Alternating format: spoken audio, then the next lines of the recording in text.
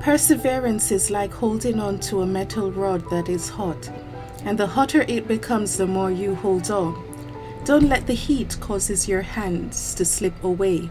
Remember, you are holding on because of faith, because you know once you let go, you lose your soul. Once you let go, Satan gets the victory because you are overcome by him. There is a remnant that is preserved for salvation. These remnant are not lukewarm. The anointed one, Christ, says if you are lukewarm, he will spit you out. Your shield and armor is keeping the commandments, the Torah, praying always, keeping the precepts and fasting.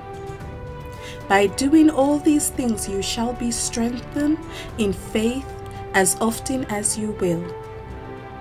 You cannot enter into the kingdom through the back door. Therefore, the only way to enter in is through the straight and narrow path. Through much tribulation shall we enter the kingdom. We have passed one test already, but there's many more to come. So whosoever have not defiled their temple with the abominations are more likely to overcome the beast. Watch ye therefore, and pray always, that ye may be accounted worthy to escape all these things that shall come to pass, and to stand before the Son of Man.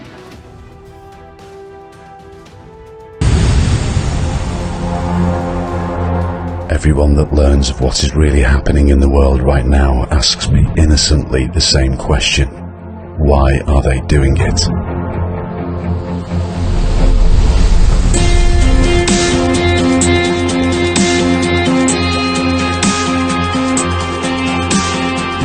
There is an agenda for the 21st century. In 1992, a plan that was approved by 179 nations was made to set up one totalitarian world government. This is truly an historic gathering. There are those who say that economic growth and environmental protection cannot be compatible. We are headed for a moment in the 21st century where the condition of our species may become terminal. It's the inventory and control of all land, water, minerals, plants, all energy, and all information in the world. How did they manage to keep it a secret all this time? The answer is, if you want to hide something, put it in plain sight.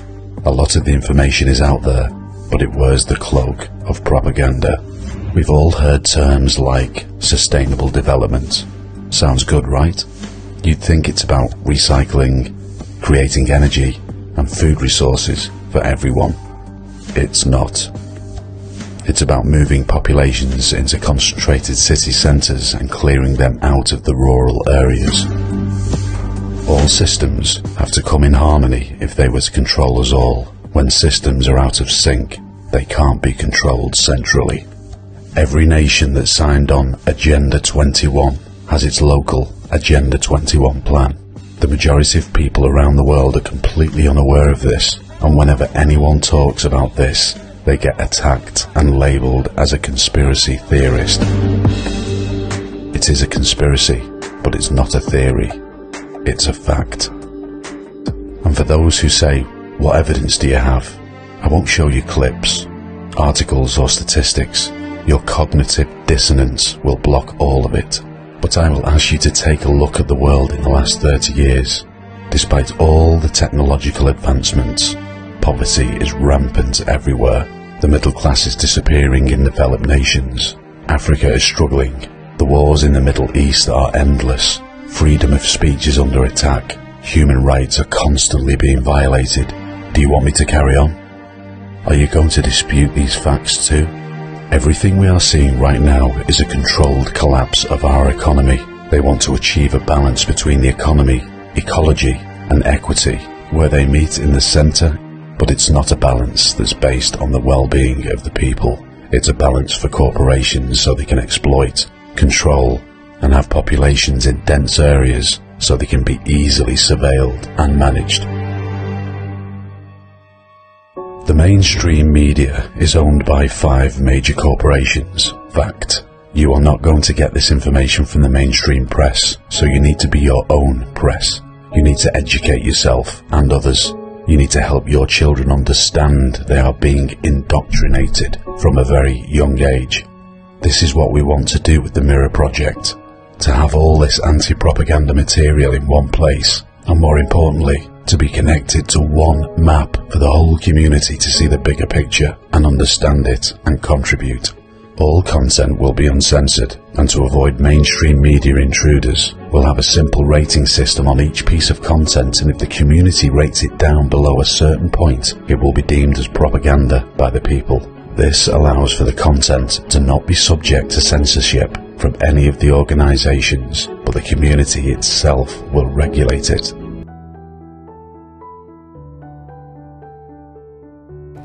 This video proves that while they have distracted the world with Russia, they are actually in the back, planning how to introduce digital ID to the whole world. The snake is cunning. If you take your eyes off the serpent at any time, you will be bitten. They have all this new technology that hacks the software of life. They will not let it go to waste or sit in the closet until the year 2030, which they don't have. They keep telling you of their 2030 agenda, but that's how the devil works. They want you to believe they have got a lot of time. They actually want you to believe that they will be in rulership forever.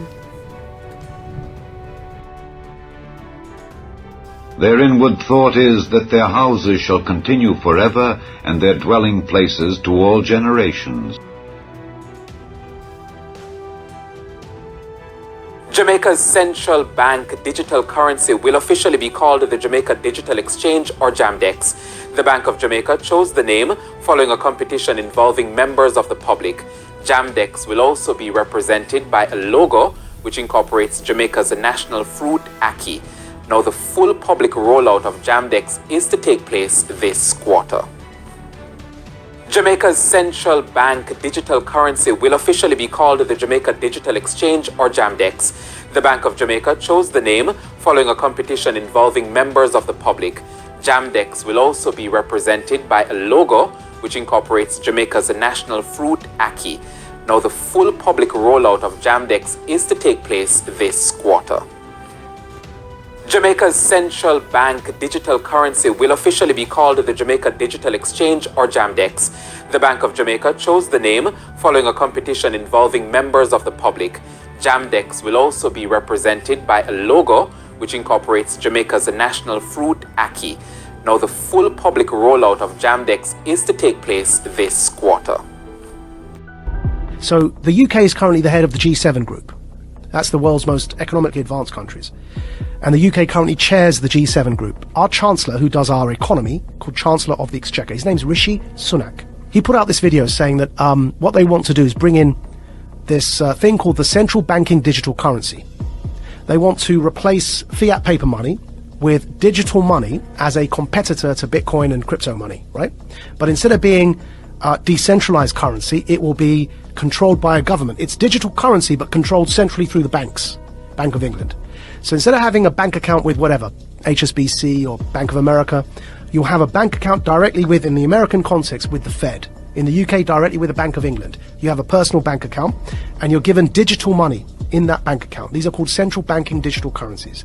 The Chancellor of the Exchequer in the UK has already announced their intention to do this as the G7 group. And these, if you look up... this sounds terrifying. If you look up the Telegraph newspaper... Central bank digital currency, is that the one down below? Digital currency should be programmable. See that one there? Yeah? Now, what they're doing is they're saying, you know, everyone knows that with inflation at over 5%, it's now 5.4%, right? Our fiat money, the paper money, is increasingly becoming worthless, and we're headed towards a big disaster. The Fed wants to raise interest rates. But we're in so much debt that if you raise interest rates, people are going to suffer because everyone, we're living on debt as Western economies. So they realize that this kind of the lifespan of paper money is fast coming to an end because of the 2008 economic crash in particular. So they're bringing in these central banking digital currencies. Why is that word programmable in there? So what they said in that article, and the Chancellor put a video out saying this as well, they've said that this money that you will earn from work, instead of having paper money, you have this digital money. It's programmable so that you can't buy certain foods, or if you do something that your employer doesn't like, it's all in that article. You won't be able to spend your money. In other words, it's not money. They're vouchers. They're like food vouchers. And they can be programmed so that, like the Chinese social credit system, that if you try and use them on a certain thing, it won't work. You say you want to buy a burger and they want you to buy bugs, which is one of the examples used. If you start to try and buy unhealthy meat, just won't work. You tap your card, you can't buy the thing because you've met your quota that month of burgers. You have to buy something like a vegan meal. So it won't just be money in the sense of the way we have dollars or pounds today. Yeah. It'll be something that's controlled in terms of your ability to distribute it. Which is why I'm calling it a voucher. It's a coupon. But even a coupon, if you have a coupon to buy bread, you can still buy the bread. Yeah. Like, there's But no... you can't buy... See, that coupon to buy bread, what you can't do is buy a burger with that coupon. It's for bread. Right. Yeah? Right. Do you feel like you're sounding the alarm Yes. for people that don't understand what is going on? So, here, I'll put it up for you here, yeah? So there's the video. The group of the world's 7 most advanced economies, the G7, is launching a set of public policy principles for retail central bank digital currencies, CBDCs. Central bank digital currencies could be a digital version of money, a bit like a digital banknote. Right, so that's the guy who runs our economy in the UK. His name's the Chancellor of the Exchequer. And here is the article. Bank of England tells ministers to intervene on digital currency programming, yeah? And here's a quote from the article. Digital cash could be programmed to ensure it is only spent on essentials or goods which an employer or government deems to be sensible. Holy shit. I'm going to take it one step further for you, Joe, right? So the checkpoint Charlie exists everywhere. They bring in digital banking, central banking digital currencies. You've got a scenario now that you're checking in and out everywhere you go using vouchers that are programmed and you can only spend where you're told you can spend them. There's another word for that, man. That's called the Chinese social credit system. So what they are telling us, and when I say they, who's they? People in power. That's the head of our economy, the Chancellor of the Exchequer, second most powerful person other than the Prime Minister and maybe the Foreign Secretary in the UK, right?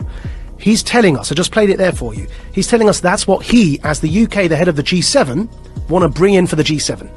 And if I'm speaking to you the way I'm speaking now, and my employer or government, you heard that in the quote directly, yeah, deems me as saying or doing something inappropriate, suddenly I can't actually pay to come here and speak to you anymore. My digital currency won't even pay for the ticket, because it will be known that I'm coming to speak to you. Sorry, your vouchers don't allow you to purchase that ticket to go and speak to Joe. And this is where we get into the kind of censorship that we see in social media that is not... You can't have that kind of censorship with the First Amendment in normal discourse. But you can have that kind of censorship if you've developed a digital platform that distributes information, but it's a private company. Yeah. So think about what money is, where you can spend it on whatever you want, versus this digital currency, which is essentially controlled in a sense, like you have free speech on Twitter, but you really don't. Because if you go too far or you talk about something that they don't find appropriate, they'll just ban your account. That could be what we're looking at in terms of what we think of as free speech being social media platforms, could be what we think of as your free range ability to buy whatever you want with whatever money that you've earned. So what's going on here, right? What's going on here is, with this central banking digital currency, if you get to that situation where you end up with the Chinese social credit system in the West, why would anyone want to do that, right? I believe we're in a moment of the Gutenberg press. Go back to when the printing press was invented. Technology disrupts power structures. It always has. Printing and its invention was a new technology. What happened when they invented the printing press? The power structures who up until that point were reading the Bible for you and were telling you that you've got to pay this priest X amount of favors and he'll forgive you your sins. And that became a bribery system, right? Which is what Martin Luther was so upset about when he pinned his thesis to the wall. The printing press disrupted that power dynamic because people could read the Bible for themselves. And they began realizing that the power structures were manipulating what was written to control people. Now, nobody in hindsight is going to argue that printing and its invention is a bad thing for humanity. But at the time, it led to war. It led to the 30 Years' War in Europe. Because it disrupted power so much that people began rising up, and it led to this 30-year period of war, which eventually led to the Reformation, and the rest is history, right? What's today's Gutenberg press? The internet. The decentralization of information, and then because of that, the decentralization of currency in the form of crypto is disrupting power. Because the way that after the revolution of the Reformation and the printing press, control was still possible, though obviously not to that level, which is why we no longer have those absolute monarchies. But control in a nation-state context was still possible to an extent because the money supply was controlled. Now what's happening is that the invention of the internet, with the decentralization of information, and in particular here the decentralization of currency in the form of cryptocurrencies, is disrupting those power hierarchies, and it's leading to this conflict now. And we're in a moment when the printing press was invented, the powers that be needed to try and hold on to that power as the 30 Years' War kicked off. They eventually lost it, but to hold on to it they became very brutal because they were losing their grip on power. Today, to have the infrastructure in place that you can have a checkpoint Charlie society, so that when the central banking digital currencies are in place, that infrastructure is already there because people were so scared they voluntarily allowed you to put that in place, so that you can maintain your grip on power, because what's coming around the corner is the decentralization of everything, of media, therefore of narrative, and of course remember, whoever defines the truth gets to define reality. Decentralization of the economy through crypto. You no longer have the power to define the story and control the money supply. So the powers that be, who are losing that power, need to clamp down. They're clamping down on their own children, because we are people who are born of the West. So it's an internal civil war in a hybrid war context over truth and over information. Centralization versus decentralization. It's no longer about left or right. It's about up versus down. It's about power versus those who don't have power. Do you think if there was no cryptocurrency, if there was no Bitcoin or any of the other crypto coins, that they would attempt to do some sort of digital currency? Do you think that this is a response to the understanding that that decentralized digital currency is eventually going to take over, or has gained far more momentum than they ever anticipated? I think so. And also decentralized media.